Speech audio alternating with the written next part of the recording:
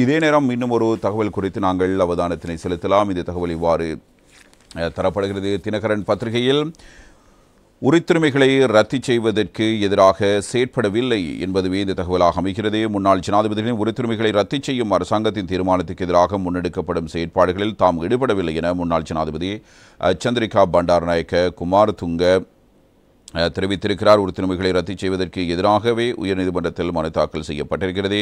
முன்னாள் ஜனாதிபதிகளின் அனுமதியுடனே இந்த மனு தாக்கல் செய்யப்பட்டிருந்த எனினும் இந்த விடயத்தில் சந்திரிகாவும் தொடர்புற்றுள்ளதாக வெளியான தகவல்கள் தொடர்பில் பதிலளிக்கும் போது அவர் இவ்வாறு குறிப்பிட்டிருக்கிறார். எனவே இந்த நீதிமன்ற நடவடிக்கைகளில் நாங்கள் ஈடுபடப் போவதில்லை என்பதாக அவருடைய கருத்தில் சுட்டிக்காட்டப்பட்டிருக்கிறது.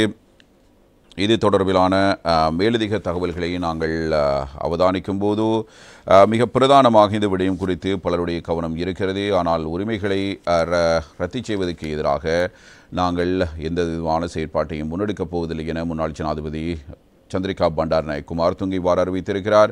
அவருடைய ஊடகப் பிரிவு அறிக்கை ஒன்றை வெளியிட்டுள்ளது. அதில் சிறப்புரிமைகள் ரத்து செய்யப்படுவதற்கு எதிராக முன்னாள் ஜனாதிபதிகளுடன் இணைந்து சந்திரிகாவும் போராடுவதாக செய்திகள் வெளியாகியுள்ளன. இது உண்மைக்கு புறம்பானதாகும். இதற்கு எதிராக எந்த சட்ட நடவடிக்கைகளும் சந்திரிகா எடுக்கவில்லை. இதுவரைக்கும் இது தொடர்பில் முன்னாள் ஜனாதிபதியுடன் சந்திரிகா யார் கலந்துரையாடவும் இல்லை. பொறுப்பற்ற வகையில் சில ஊடகங்கள் செய்தி வெளியிடுவதை தவிர்க்க வேண்டும். இவ்வாறு அந்த அறிக்கையில் கூறப்பட்டிருக்கிறது. எனக்கும் இதற்கும் எந்த விதமான சம்பந்தமும் இல்லை என்பதை அவர் இவ்வாறு உறுதிப்பட கூறுகிறார்.